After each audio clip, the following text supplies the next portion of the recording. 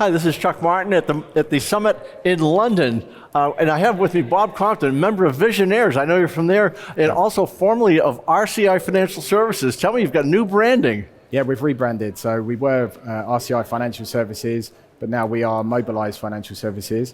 And that's in line with, we're part of Group Renault. So that's in line with their additional brand, Mobilize, which is the mobility arm of the company now. And we've got loads of startups that we've bought, purchased, working with vehicle as a service and all of the mobility solutions that people need. So as the CIO, what are you looking at these days?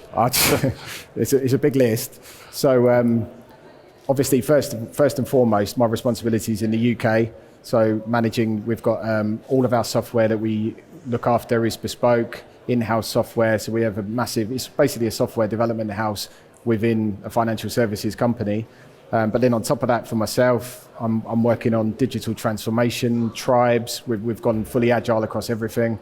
And then I'm the co-facilitator of the AI RPA tribe global tribe that we have within the group. So obviously a big focus on AI, hence here today to pick up ideas and share knowledge and network. So what are you seeing some of the biggest business challenges today with AI?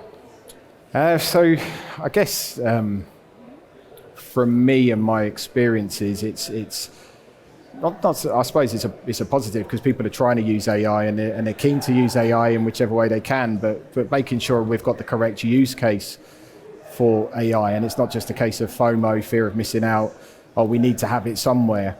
So one of the things we're doing through the tribe is we're studying across all of the countries that we have within the group, 20 plus countries, 25 countries, and speaking to all of the guys there to make sure the problem statements and the use cases are good, are suited to AI, and then we look at the right technology to apply, the right provider or the right in-house skills, because we also have a data science team based in Paris. So financial services deals with a lot of regulation, to understate the case. How does a company get around or get through that? Does it slow you down as a company? I guess it can. We try to work with it. So we're trying to be as agile as possible, like I say. I think you might recall on the many of the Visionaires roundtables that we do, I'm always the voice of, but what about the regulation? What about the compliance? So it's something we're constantly monitoring. We have compliance teams, legal teams naturally, and we just have to work with it. At the end of the day, it's a little bit like GDPR. You can't work around it, as you suggested, but you work with these things, and we just make sure we've got the most agile, lean processes that we can, and we're factoring that all the way along the journey.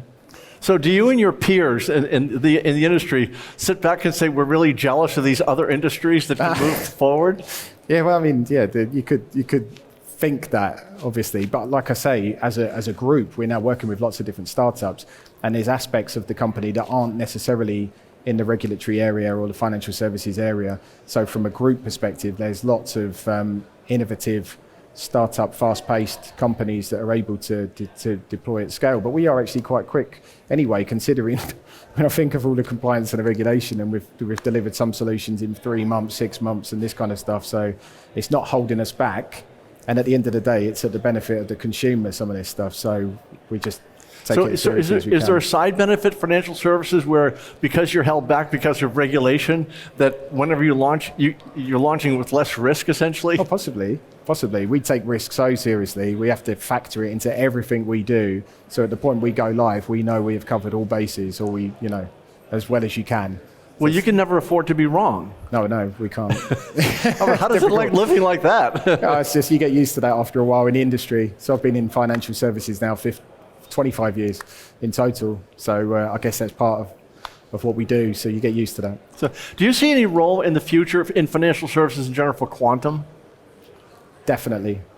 So quantum really interests me. It's not something obviously that I myself or our company can get hands-on with now, but obviously monitoring it with the Quantum Summit here as well today. There's a whole quantum track here. Exactly, and 2019 I started coming and saw interesting discussions and talks about that, and obviously it's now progressing to the point of where can we use it, and hopefully within 5 to 10 years we'll get something tangible that we can use on the market. But clearly with the amount of processing it can do and the decisioning that it will be able to bring, there'll be a great power there that we can use in our forecasting, and also for our customers and for our onboarding of them and giving them the best service.